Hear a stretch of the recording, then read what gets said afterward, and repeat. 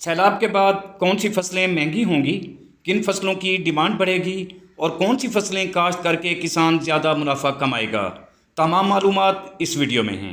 अस्सलाम वालेकुम viewers, Hashmi organic farming में खुश आमदीद। कैसे हैं दोस्तों? मैं अपने किसान को खुशहाल देखना चाहता हूं, मैं इस काम में लगा हूं। किसान भाइयों, हालिया सैलाब ने हर तरफ नुकसानात किए हैं। लाखों एकड़ों पर खड़ी फसलें तबाह हुई हैं, जिनसे किसानों का कभी ना पूरा होने वाला नुकसान हुआ है।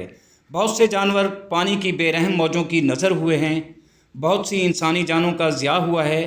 वहाँ किसान की खड़ी फसलें भी तबाह हुई हैं। अगर किसान ने सूझबूझ, सोच समझ और हिकमत अमली से काम ना लिया तो ये नुकसान कभी भी पूरे नहीं होंगे। मैं दुआ गो हूँ कि हर किसान पर अल्लाह ताला रहम फरमाए, अपना करम फरमाए और किसानों पर हमेशा मेरा रब मेहरबान रहे। दोस्तों, जहाँ मुल्क में जानी और माली नुकसान हुआ है, वहाँ खुराक के ज़ख़ीरे भी ख़त्म हुए हैं और चारा जात की फसलें भी ख़त्म हुई हैं। आने वाले दिनों में जो बहरान सर उठाएंगे, उनमें खुराक की किल्लत, चारा जात की किल्लत के अलावा सब्ज़ियों और दालों की भी किल्लत होगी। इसलिए अगर किसान आइंदा फसलें सूझबूझ कर काश्त करें तो ये नुकसान भी पूरे होंगे और किसान नफ़ा भी उठाएगा। जैसा कि टाइटल से ज़ाहिर है कि 4 फसलें जिनकी डिमांड बढ़ेगी, उनमें पहले नंबर पर है मकई, जो कि साइलेज और चारा जात के काम आती है। दूसरे नंबर पर जानवरों का वंडा और मुर्गियों की फीड भी तैयार की जाती है। इसलिए मकई की डिमांड बढ़ेगी और सप्लाई कम होने की वजह से रेट बढ़ जाएंगे।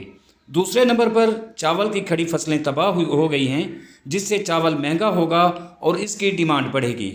इसी तरह दोस्तों, तीसरे नंबर पर किसानों की गंदम सैलाब की नज़र हो गई है, जिससे अभी बहरान ने सर उठाना शुरू कर दिया है।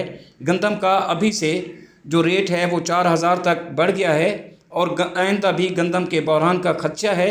गंदम की डिमांड बढ़ेगी और कम सप्लाई की वजह से गंदम के रेट मज़ीद बढ़ जाएंगे, जो आने वाले सालों तक बरकरार रहेंगे। चौथे नंबर पर सब्जियां और दालें महंगी होंगी। अगर इनकी बर वक्त काश्त की गई तो किसान मुनाफा कमाएगा, वरना नुकसान उठाएगा। तो दोस्तों, इसके साथ साथ अपने मुल्क की आवाम के लिए किसान खुराक वाफिर पैदा करके भी सवाब कमा सकता है। तो दोस्तों, उम्मीद करता हूं कि मेरी ये छोटी सी कोशिश आपको पसंद आई होगी। वीडियो अच्छी लगे तो लाइक और शेयर ज़रूर कीजिएगा। दुआ है कि अल्लाह हम सब पर मेहरबान रहे। आमीन। जल्द मिलते हैं किसी अगली वीडियो में, तब तक अल्लाह हाफ़िज़।